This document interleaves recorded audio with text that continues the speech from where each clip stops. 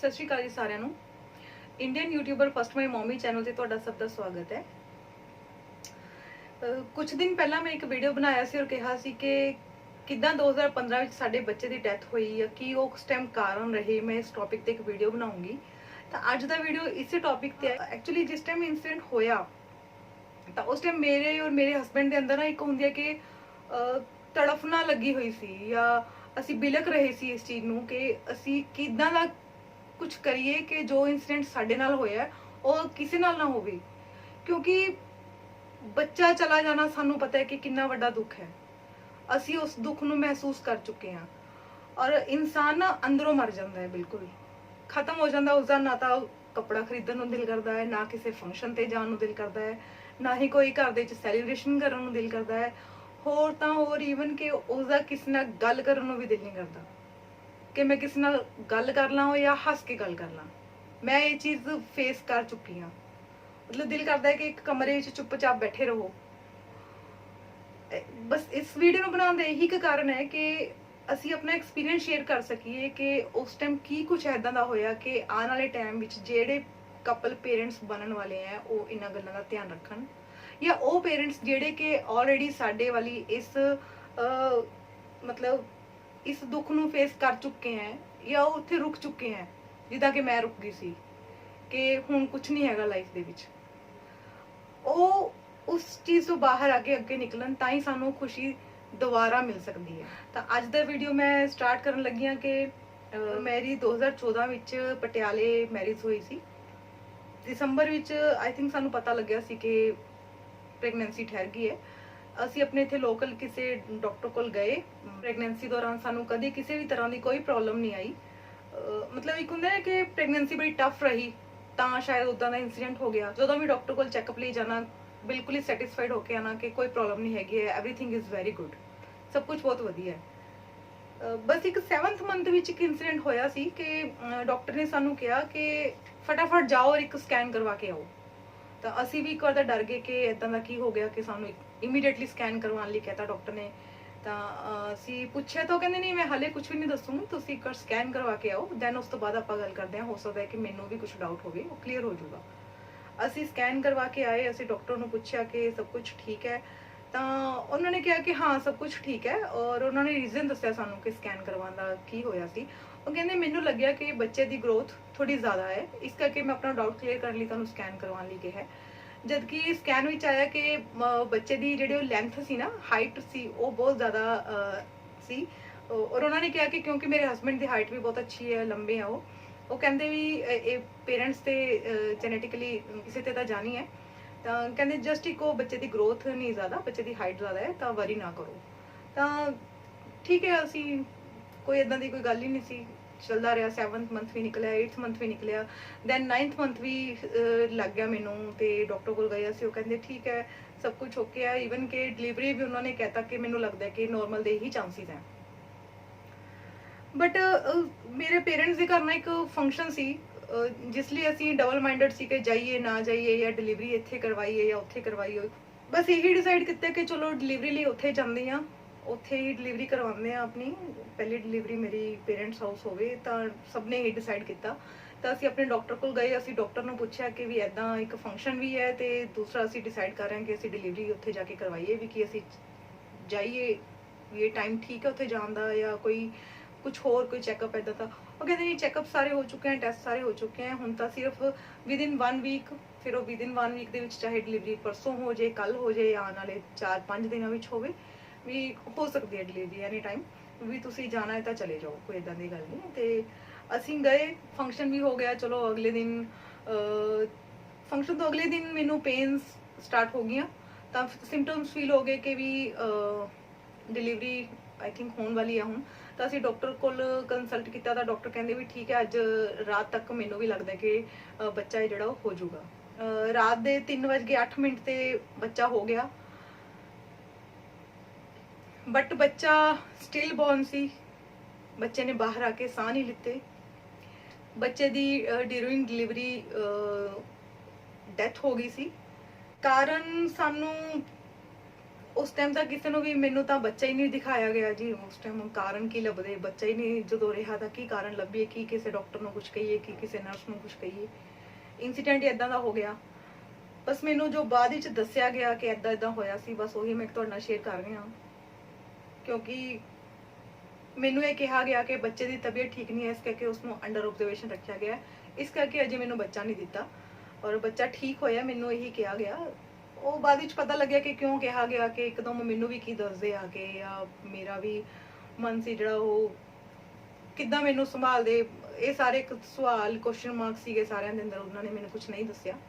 ਮੇਰੇ ਮਦਰ ਨੇ ਮੇਰੇ ਹਸਬੈਂਡ ਨੂੰ ਫੋਨ ਕਰਿਆ ਕਿ ਤੁਸੀਂ ਸਵੇਰ ਤੱਕ ਆ ਜਾਣਾ, ਡਿਲੀਵਰੀ ਹੋ ਜਾਏਗੀ। ਬਟ ਉਹ ਕਹਿੰਦੇ ਕਿ ਜਦੋਂ ਮੈਨੂੰ ਸਵੇਰੇ ਫੋਨ ਆਇਆ ਕਿ ਫਟਾਫਟ ਤੁਸੀਂ ਆ ਜਾਓ ਇੱਥੇ, ਤਾਂ ਮੈਂ ਉੱਥੋਂ ਚੱਲਿਆ। ਕਹਿੰਦੇ ਇੱਕ ਹੁੰਦਾ ਨਾ ਕਿ ਪੇਰੈਂਟਸ ਨੂੰ ਤਾਂ ਇੱਕ ਹੋਪ ਹੀ ਹੁੰਦੀ ਹੈ ਕਿ ਹੁਣ ਬੱਚਾ ਹੋਊਗਾ, ਸਾਡੀ ਗੋਦੀ ਵਿੱਚ ਤਾਂ ਬੱਚਾ ਆਣਾ ਇੱਕ, ਹਨਾ। 9 ਮਹੀਨੇ ਆਪਾਂ ਉਸ ਦੀ ਵੇਟ ਕਰ ਰਹੇ ਸੀ।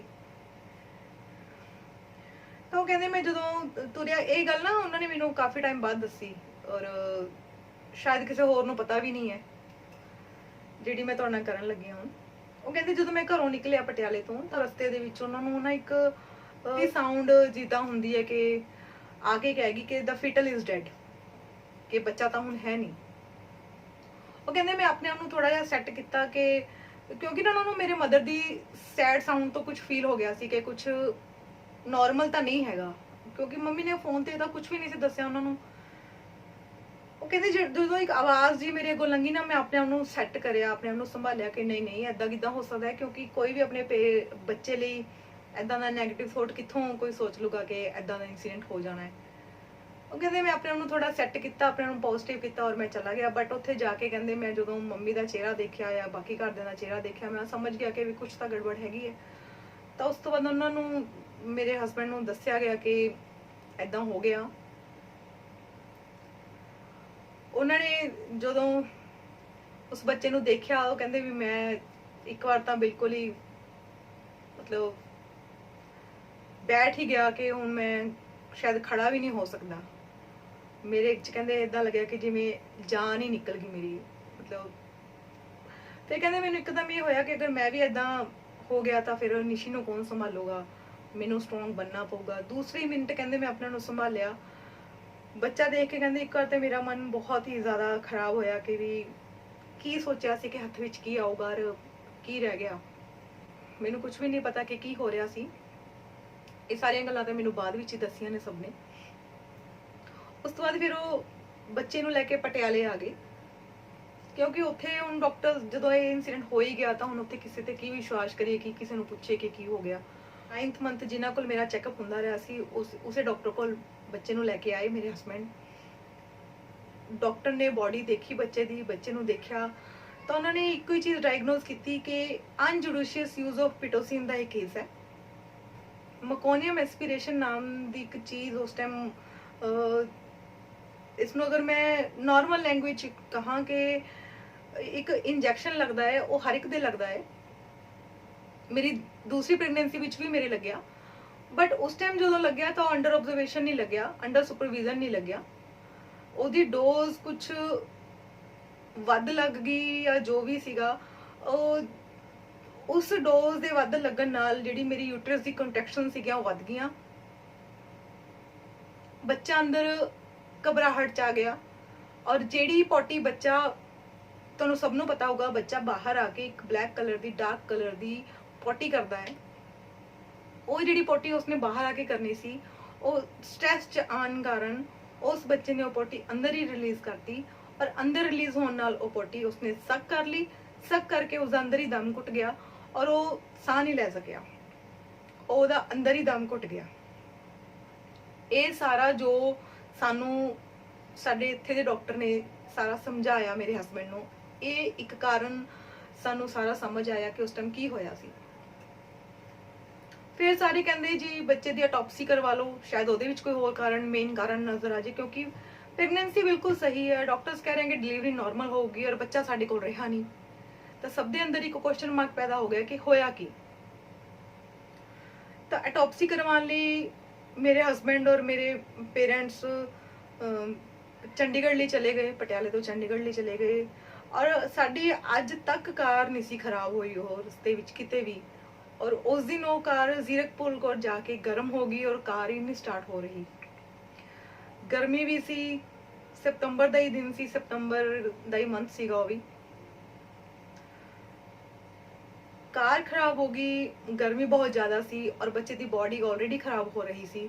ਤਾਂ ਸਭ ਨੇ ਇਹੀ ਡਿਸਾਈਡ ਕਰਿਆ ਕਿ ਹੁਣ ਇਸ ਡਿਸੀਜਨ ਨੂੰ ਕੁਇਟ ਕੀਤਾ ਜਾਵੇ। ਕਿਸੇ ਤਰੀਕੇ ਕਾਰ ਸਟਾਰਟ ਹੋਈ ਔਰ ਉਹ ਵਾਪਸ ਆ ਗਏ। ਉਸ ਤੋਂ ਬਾਅਦ ਉਹ ਸਾਰਾ ਬੱਚੇ ਨੂੰ ਘਰ ਲੈ ਕੇ ਆਏ, ਮੇਰੇ ਮਦਰ ਇਨ ਲਾਅ ਨੂੰ ਦਿਖਾਇਆ ਔਰ ਜੋ ਵੀ ਲਾਸਟ ਰਾਈਟਸ ਉਸਦੇ ਸੀਗੇ ਉਹ ਕ੍ਰਿਮੇਸ਼ਨ ਗਰਾਊਂਡ 'ਚ ਜਾ ਕੇ ਉਹਨਾਂ ਨੇ ਕੀਤੇ, ਅਰਦਾਸ ਕਰਵਾਈ। ਮੈਨੂੰ ਤਾਂ ਕੁਝ ਵੀ ਨਹੀਂ ਪਤਾ ਕੀ ਹੋ ਰਿਹਾ ਇੱਥੇ। ਫਿਰ ਮੇਰੇ ਹਸਬੰਡ ਵਾਪਸ ਆਏ ਮੇਰੇ ਕੋਲ ਸੁਨਾਮ। ਉਹਨਾਂ ਨੇ ਮੈਨੂੰ ਇਹ ਸਾਰਾ ਇਨਸੀਡੈਂਟ ਦੱਸਿਆ। ਜੋ ਹੋਣਾ ਹੈ ਉਹ ਹੋ ਗਿਆ। ਉਹ ਤਾਂ ਬੜੀ ਟਾਈਮ ਬਾਅਦ ਸਮਝਿਆ ਮੈਨੇ ਇਹ। ਖੈਰ ਮੈਂ ਤੁਹਾਨੂੰ ਅੱਜ ਦੱਸ ਰਹੀ ਹਾਂ, ਤੁਹਾਨੂੰ ਲੱਗਦਾ ਹੋਗਾ ਮੈਂ ਬੜੀ ਜਲਦੀ ਇਹ ਚੀਜ਼ ਨੂੰ ਸਮਝ ਲਿਆ ਸੀ, ਉੱਥੇ ਨਹੀਂ। ਉਸ ਟਾਈਮ ਜੋ ਮੇਰੀ ਕੰਡੀਸ਼ਨ ਸੀ, ਮੇਰੇ ਹਸਬੰਡ ਦੀ ਕੰਡੀਸ਼ਨ ਸੀ ਜਾਂ ਮੇਰੀ ਫੈਮਿਲੀ ਦੀ ਕੰਡੀਸ਼ਨ ਸੀ, ਉਹ ਤਾਂ ਮੈਂ ਹੁਣ ਤੁਹਾਨੂੰ ਦੱਸ ਹੀ ਨਹੀਂ ਸਕਦੀ ਕਿ ਕੀ ਸੀ। ਬਟ ਇੱਕ ਅਫਸੋਸ ਉਸ ਟਾਈਮ ਵੀ ਸੀ ਔਰ ਅੱਜ ਵੀ ਹੈਗਾ ਕਿ ਮੈਂ ਉਸ ਬੱਚੇ ਨੂੰ ਗੋਦੀ 'ਚ ਲੈ ਕੇ ਪਿਆਰ ਵੀ ਨਹੀਂ ਕਰਿਆ। ਔਰ ਇਹ ਅਫਸੋਸ ਮੇਰੇ ਨਾਲ ਜਿੰਨਾ ਚਿਰ ਤੱਕ ਮੈਂ ਹੈਗੀ ਆ ਰਹੂਗਾ। ਅੱਜ ਵੀ ਮੈਨੂੰ ਇਸ ਚੀਜ਼ ਦਾ ਅਫਸੋਸ ਹੁੰਦਾ ਕਿ ਮੈਂ ਐਟਲੀਸਟ ਉਸ ਨੂੰ ਇੱਕ ਵਾਰ ਆਪਣੀ ਗੋਦੀ 'ਚ ਲੈ ਕੇ ਪਿਆਰ ਤਾਂ ਕਰ ਲੈਂਦੀ, ਉਹਨੂੰ ਦੇਖ ਤਾਂ ਲੈਂਦੀ। ਉਸ ਟਾਈਮ ਸਭ ਨੇ ਆਪਣੀ ਇੱਕ ਸੋਸਾਇਟੀ ਦੇ ਵਿੱਚ ਇਹ ਚੀਜ਼ ਬਣੀ ਹੋਈ ਹੈ ਕਿ ਵੀ ਇਹ ਚੀਜ਼ ਨਹੀਂ ਮਦਰ ਨੂੰ ਨਾ ਦਿਖਾਓ, ਉਸ ਤੋਂ ਬਰਦਾਸ਼ਤ ਨਹੀਂ ਹੋਣਾ, ਜਾਂ ਉਹ ਬਾਅਦ ਵਿੱਚ ਕੀ ਕਰੂਗੀ, ਕਿੱਦਾਂ ਸੰਭਾਲੂਗੀ। ਤਾਂ ਬਿਨਾਂ ਦੇਖੇ ਵੀ ਸੰਭਾਲ ਲਿਆ, ਤਾਂ ਇਹਦੇ ਨਾਲ ਬੈਟਰ ਹੈ ਕਿ ਉਸ ਟਾਈਮ ਦੇਖ ਹੀ ਲੈਂਦੇ। ਖੈਰ ਇਸ ਚੀਜ਼ ਲਈ ਮੈਂ ਕਿਸੇ ਨੂੰ ਦੋਸ਼ ਨਹੀਂ ਦਿੰਦੀ। ਮੇਰੇ ਔਰ ਮੇਰੇ ਹਸਬੰਡ ਦੀ ਕਿਸਮਤ ਸੀ ਕਿ ਉਹ ਬੱਚਾ ਸਾਡੇ ਹਿੱਸੇ ਨਹੀਂ ਸੀ। ਬਟ ਜਦੋਂ 2018 ਵਿੱਚ ਸਾਨੂੰ ਦੁਬਾਰਾ ਫੇਰ ਬੱਚਾ ਮਿਲਿਆ, ਉਸ ਤੋਂ ਬਾਅਦ ਸਾਡਾ ਜਿੱਦਾਂ ਹੁੰਦਾ ਨਾ ਕਿ ਸਾਰੇ ਦੁੱਖ ਪਿਛਲੇ ਖਤਮ ਕਰਤੇ ਉਸਨੇ ਆ ਕੇ। ਪਰ ਇਸ ਸਾਰੇ ਇਨਸੀਡੈਂਟ ਵਿੱਚ ਅਸੀਂ ਇੱਕੋ ਚੀਜ਼ ਜਿਹੜੀ ਉਹ ਐਕਸਪੀਰੀਅੰਸ ਕੀਤੀ ਕਿ ਇਨਸਾਨ ਦੇ ਹੱਥ ਤਾਂ ਕੁਝ ਵੀ ਨਹੀਂ ਹੈਗਾ। ਅਸੀਂ ਬਹੁਤ ਜ਼ੋਰ ਲਗਾਇਆ 9th ਮੰਥ ਕਿ ਸਭ ਕੁਝ ਠੀਕ ਰਹੇ, ਸਭ ਕੁਝ ਵਧੀਆ ਵੀ ਗਿਆ। ਕੋਈ ਖਾਣ ਵਿੱਚ ਵੀ ਕੋਈ ਕਮੀ ਨਹੀਂ ਸੀ, ਕੋਈ ਪੀਣ ਵਿੱਚ ਵੀ ਕੋਈ ਹਸਬੈਂਡ ਨੇ ਕਮੀ ਨਹੀਂ ਰੱਖੀ। ਜੋ ਚੀਜ਼ ਮੰਗੀ ਉਸ ਟਾਈਮ ਲਿਆ ਕੇ ਦਿੱਤੀ, ਚਾਹੇ ਉਹ ਕੁਝ ਵੀ ਸੀਗਾ, ਕਿਤੋਂ ਵੀ ਅਵੇਲੇਬਲ ਕਰਕੇ ਦਿੱਤਾ। ਬਟ ਇਨ ਦਾ ਐਂਡ ਸਾਡੇ ਹੱਥ ਵਿੱਚ ਕੁਝ ਵੀ ਨਹੀਂ ਰਿਹਾ। ਤਾਂ ਮੈਂ ਦੋ ਗੱਲਾਂ ਸਿਰਫ ਕਹਿਣਾ ਚਾਹੂੰਗੀ ਇਸ ਚੀਜ਼ ਦੇ ਵਿੱਚ ਕਿ ਇੱਕ ਤਾਂ ਉਹ ਕਪਲ ਜਿਹੜੇ ਅਜੇ ਪੇਰੈਂਟਸ ਨਹੀਂ ਬਣੇ, ਪੇਰੈਂਟਸ ਬਣਨ ਵਾਲੇ ਆ, ਉਹ ਪੇਰੈਂਟਸ ਨਾ ਬਣਨ, ਉਹ ਅਲਰਟ ਪੇਰੈਂਟਸ ਬਣਨ। ਉਹਨਾਂ ਨੂੰ ਪਤਾ ਹੋਵੇ ਕਿ ਹਸਪੀਟਲ ਵਿੱਚ ਕੀ ਹੋ ਰਿਹਾ ਤੁਹਾਡੇ ਨਾਲ। ਦੂਸਰਾ, ਮੈਂ ਜਿਹੜੇ ਪੇਰੈਂਟਸ ਇਸ ਚੀਜ਼ ਨੂੰ ਫੇਸ ਕਰ ਚੁੱਕੇ ਨੇ ਮੇਰੀ ਤਰ੍ਹਾਂ, ਮੇਰੇ ਹਸਬੈਂਡ ਦੀ ਤਰ੍ਹਾਂ। ਪਹਿਲੀ ਗੱਲ ਕਿ ਰੱਬ ਨਾ ਕਰੇ ਕਿਸੇ ਨਾਲ ਵੀ ਇੰਸੀਡੈਂਟ ਹੋਵੇ। ਦੂਜੀ ਗੱਲ, ਜੇ ਕਿਸੇ ਨਾਲ ਹੋ ਵੀ ਗਿਆ ਸਾਡੀ ਤਰ੍ਹਾਂ, ਤਾਂ ਇੱਕੋ ਹੀ ਚੀਜ਼ ਬਚ ਜਾਂਦੀ ਹੈ ਅੱਗੇ, ਐਕਸੈਪਟੈਂਸ। ਆਪਾਂ ਨੂੰ ਐਕਸੈਪਟ ਕਰਕੇ ਅੱਗੇ ਹੀ ਵਧਣਾ ਪਊਗਾ। ਮੈਂ ਨਹੀਂ ਕੀਤਾ ਸੀ, ਮੈਂ ਐਕਸੈਪਟ ਨਹੀਂ ਕੀਤਾ। ਮੈਨੂੰ ਐਕਸੈਪਟ ਕਰਨ 'ਚ ਪਤਾ ਹੀ ਨਹੀਂ ਕਿੰਨੇ ਮਹੀਨੇ ਲੱਗ ਗਏ। ਮੇਰੇ ਅੱਗੇ ਸਿਰਫ ਕੁਐਸਚਨ ਮਾਰਕ ਰਹਿ ਗਿਆ ਸੀ, ਮੇਰੇ ਨਾਲ ਕਿਉਂ ਹੋਇਆ ਇਦਾਂ, ਮੇਰੇ ਨਾਲ ਕਿਉਂ ਹੋਇਆ ਇਦਾਂ। ਅਗਰ ਹੋਣਾ ਹੀ ਸੀ ਤਾਂ ਦੇਣਾ ਹੀ ਕਿਉਂ ਸੀ ਰੱਬ ਨੇ, ਅਗਰ ਦਿੱਤਾ ਹੈ ਤਾਂ ਲੈ ਕਿਉਂ ਲਿਆ ਰੱਬ ਨੇ। ਮਤਲਬ ਮੇਰੇ ਮਨ ਵਿੱਚ ਆਲ ਦਾ ਟਾਈਮ ਪਤਾ ਹੀ ਨਹੀਂ ਕਿੰਨੇ ਮਹੀਨੇ ਮੈਂ ਸਿਰਫ ਇਹਨਾਂ ਸਵਾਲਾਂ ਨਾਲ ਹੀ ਲੜਦੀ ਰਹੀ ਹਾਂ। ਔਰ ਇਨ ਦਾ ਐਂਡ ਮੈਨੇ ਇਹੀ ਸਮਝਿਆ ਕਿ ਇਹਨਾਂ ਸਵਾਲਾਂ ਵਿੱਚ ਕੁਝ ਨਹੀਂ ਹੈਗਾ ਹੁਣ, ਨਾ ਹੀ ਮੈਨੂੰ ਇਹਨਾਂ ਸਵਾਲਾਂ ਦੇ ਜਵਾਬ ਮਿਲਨੇ ਨੇ। ਮੈਨੂੰ ਸਿਰਫ ਅੱਗੇ ਵਧਣਾ ਪਊਗਾ। ਕਹਿੰਦੇ ਨੇ ਕਿ ਟਾਈਮ ਇੱਕ ਬਹੁਤ ਵੱਡਾ ਹੀਲਰ ਹੈ। ਉਸ ਚੀਜ਼ ਨੂੰ ਐਕਸੈਪਟ ਕਰਕੇ ਅੱਗੇ ਵਧੋ, ਤਾਂ ਕਿ ਤੁਸੀਂ ਫਿਰ ਅੱਗੇ ਵਧ ਕੇ ਜਿਹੜੀ ਖੁਸ਼ੀ ਸਾਨੂੰ ਨਹੀਂ ਮਿਲੀ ਹੁਣ ਜਾਂ ਸਾਡੇ ਹੱਥੋਂ ਨਿਕਲ ਗਈ ਹੈ, ਉਸ ਨੂੰ ਅਸੀਂ ਦੁਬਾਰਾ ਪਾ ਸਕੀਏ। ਤੇ ਉਹ ਕਹਿੰਦੇ ਨੇ ਨਾ ਸਾਰੇ ਕਿ ਘਰ ਦੇ ਵਿੱਚ ਕੋਈ ਵੱਡਾ ਬਜ਼ੁਰਗ ਚਲਾ ਜਾਵੇ ਨਾ, ਸਾਰੇ ਲੋਕੀ ਕਹਿਣਗੇ ਕਿ ਬਹੁਤ ਮਾੜਾ ਹੋਇਆ, ਹੁਣ ਇਸਨੇ ਕਦੇ ਵਾਪਸ ਨਹੀਂ ਆਣਾ ਆਪਣੇ ਕੋਲੇ। ਪਰ ਆਪਣੇ ਐਕਸਪੀਰੀਅੰਸ ਨਾਲ ਇਹ ਗੱਲ ਦੱਸਦੀ ਹਾਂ ਕਿ ਜਦੋਂ ਬੱਚਾ ਗਿਆ ਨਾ, ਸਭ ਨੇ ਹੀ ਕਿਹਾ ਕਿ ਕੋਈ ਨਾ, ਹੌਸਲਾ ਰੱਖ, ਪਰਮਾਤਮਾ ਦੁਆਰਾ ਦਊਗਾ, ਦੇਖੀ ਤੇਰੇ ਕੋਲੇ ਬੱਚਾ ਦੁਆਰਾ ਵਾਪਸ ਆ ਜਾਣਾ ਹੈ। ਤਾਂ ਜਿਹੜਾ ਦੁਆਰਾ ਵਾਪਸ ਆ ਜਾਣਾ ਵਾਲੀ ਹੋਪ ਸੀ ਨਾ, ਬਸ ਉਸੇ ਨੇ ਹੀ ਅੱਗੇ ਤੋਰਿਆ। ਔਰ ਉਹੀ ਹੋਪ ਤੁਸੀਂ ਰੱਖੋ ਆਪਣੇ ਨਾਲ, ਜਿਨ੍ਹਾਂ ਨਾਲ ਵੀ ਇਨਸੀਡੈਂਟ ਰੱਬ ਨਾ ਕਰੇ ਹੋ ਗਿਆ, ਦੁਆਰਾ ਵਾਪਸ ਆ ਜੂਗੀ ਉਹ ਖੁਸ਼ੀ ਤੁਹਾਡੇ ਕੋਲ। ਬਸ ਇਸੇ ਇੱਕ ਹੋਪ ਨੂੰ ਲੈ ਕੇ ਅੱਗੇ ਵਧੋ, ਸਭ ਕੁਝ ਮਿਲੂਗਾ ਤੁਹਾਨੂੰ। ਉੱਥੇ ਰੁਕੋ ਨਾ, ਮੇਰੀ ਤਰ੍ਹਾਂ ਉੱਥੇ ਰੁਕੋ ਨਾ। ਮੈਂ ਅੱਜ ਕੋਈ ਬਹੁਤ ਵੱਡੀ ਸਟਰੋਂਗ ਪਰਸਨ ਬਣ ਕੇ ਤੁਹਾਡੇ ਕੋਲ ਨਹੀਂ ਬੈਠੀ, ਮੈਂ ਵੀ ਬਹੁਤ ਵੀਕ ਹੋ ਗਈ ਸੀ ਉਸ ਟਾਈਮ। ਮੈਨੂੰ ਵੀ ਬੜਾ ਕੁਝ ਫੇਸ ਕਰਨਾ ਪਿਆ ਉਸ ਸਾਰੇ ਟਾਈਮ ਦੇ ਦੌਰਾਨ, ਰੋਣਾ ਪਿੱਟਣਾ ਸਭ ਹੋਇਆ ਮੇਰੇ ਨਾਲ, ਬਟ ਇਨ ਦਾ ਐਂਡ ਕੁਝ ਵੀ ਨਹੀਂ ਨਿਕਲਿਆ ਉਹਦੇ ਵਿੱਚ। ਡਾਕਟਰਸ ਨੇ ਵੀ ਉਸ ਟਾਈਮ ਫਿਰ ਕਹਿਤਾ ਕਿ ਅਗਰ ਸਟ੍ਰੈਸ ਰੱਖੋਗੇ ਤਾਂ ਦੁਬਾਰਾ ਕਨਸੀਵ ਹੀ ਨਹੀਂ ਤੁਸੀਂ ਕਰ ਸਕਦੇ। ਖੁਸ਼ ਹੋਵੋ, ਹੈਪੀ ਹੋਵੋ, ਸਟ੍ਰੈਸ ਖਤਮ ਕਰੋ ਆਪਣੇ ਮਾਈਂਡ ਦਾ। ਇਹ ਸਭ ਖਤਮ ਹੋਣਗੇ ਤੁਹਾਡੀ ਬੋਡੀ ਚੋਂ ਚੀਜ਼ਾਂ ਤਾਂ ਤੁਹਾਨੂੰ ਨੈਚੁਰਲ ਕੰਸੈਪਸ਼ਨ ਹੋਊਗੀ। ਅਦਰਵਾਈਜ਼ ਤਾਂ ਤੁਸੀਂ ਆਪਣੀ ਬੋਡੀ ਖਰਾਬ ਕਰ ਰਹੇ ਹੋ। ਤੁਹਾਨੂੰ ਮਦਰਸ ਨੂੰ ਮੈਂ ਇਹੀ ਕਹੂੰਗੀ ਕਿ ਅਗਰ ਇਹ ਇਨਸੀਡੈਂਟ ਤੁਹਾਡੇ ਨਾਲ ਹੋ ਵੀ ਗਿਆ ਤਾਂ ਨਿਕਲੋ ਇਸ ਚੋਂ ਬਾਹਰ, ਆਪਣੀ ਬੋਡੀ ਨੂੰ ਹੈਪੀ ਬੋਡੀ ਬਣਾਓ, ਆਪਣੇ ਮਾਈਂਡ ਨੂੰ ਹੈਪੀ ਮਾਈਂਡ ਬਣਾਓ, ਔਰ ਦੁਬਾਰਾ ਪਰਮਾਤਮਾ ਤੁਹਾਡੇ ਤੇ ਮਿਹਰ ਕਰੇ ਉਸ ਲਈ ਤਿਆਰ ਹੋਵੋ। ਇਹੀ ਇੱਕ ਮੇਰਾ ਅੱਜ ਦਾ ਵੀਡੀਓ ਸੀਗਾ ਕਿ ਮੈਂ ਆਪਣਾ ਸਾਰਾ ਐਕਸਪੀਰੀਅੰਸ ਤੁਹਾਡੇ ਨਾਲ ਸ਼ੇਅਰ ਕਰਨਾ ਚਾਹੁੰਦੀ ਸੀ। ਆਉਣ ਵਾਲੇ ਵੀਡੀਓ ਵਿੱਚ ਮੈਂ ਤੁਹਾਡੇ ਨਾਲ ਸ਼ੇਅਰ ਕਰੂੰਗੀ ਕਿ ਉਸ ਇਨਸੀਡੈਂਟ ਤੋਂ ਬਾਅਦ ਜਦੋਂ ਮੈਂ ਵਾਪਸ ਆਈ ਤਾਂ ਉਹ ਜਿਹੜੇ 2-3 ਸਾਲ ਨਿਕਲੇ ਆ ਮੇਰੇ ਡਿਪਰੈਸ਼ਨ ਦੇ, ਉਹ ਕਿੱਦਾਂ ਨਿਕਲੇ, ਕੀ ਕੁਝ ਮੇਰੇ ਨਾਲ ਹੋਇਆ, ਕੀ ਕੁਝ ਮੇਰੀ ਬੋਡੀ ਨਾਲ ਹੋਇਆ, ਕੀ ਕਮੀਆਂ ਮੈंने ਆਪਣੀ ਬੋਡੀ ਵਿੱਚ ਆਪਣੇ ਹੱਥੀਂ ਪੈਦਾ ਕਰ ਲਈਆਂ ਟੈਨਸ਼ਨ ਲੈ ਕੇ, ਤਾਂ ਉਹ ਸਾਰੀਆਂ ਚੀਜ਼ਾਂ ਮੈਂ ਆਉਣ ਵਾਲੀ ਵੀਡੀਓ ਵਿੱਚ ਤੁਹਾਡੇ ਨਾਲ ਜ਼ਰੂਰ ਸ਼ੇਅਰ ਕਰੂੰਗੀ। ਮੇਰੀ ਵੀਡੀਓ ਨੂੰ ਪਲੀਜ਼ ਵੱਧ ਤੋਂ ਵੱਧ ਸ਼ੇਅਰ ਕਰੋ ਤਾਂ ਕਿ ਉਹਨਾਂ ਪੇਰੈਂਟਸ ਔਰ ਉਹਨਾਂ ਕਪਲਸ ਤੱਕ ਪਹੁੰਚੇ। ਮੈਂ ਪਿਛਲੀ ਵੀਡੀਓ ਵਿੱਚ ਇਹੀ ਕਿਹਾ ਸੀ ਕਿ ਮੇਰੀ ਇਹਨਾਂ ਵੀਡੀਓਜ਼ ਨੂੰ ਪਲੀਜ਼ ਉਹਨਾਂ ਪੇਰੈਂਟਸ ਤੱਕ ਪਹੁੰਚਾਓ ਜਿਹੜੇ ਇਸ ਚੀਜ਼ ਨੂੰ ਫੇਸ ਕਰ ਰਹੇ ਨੇ।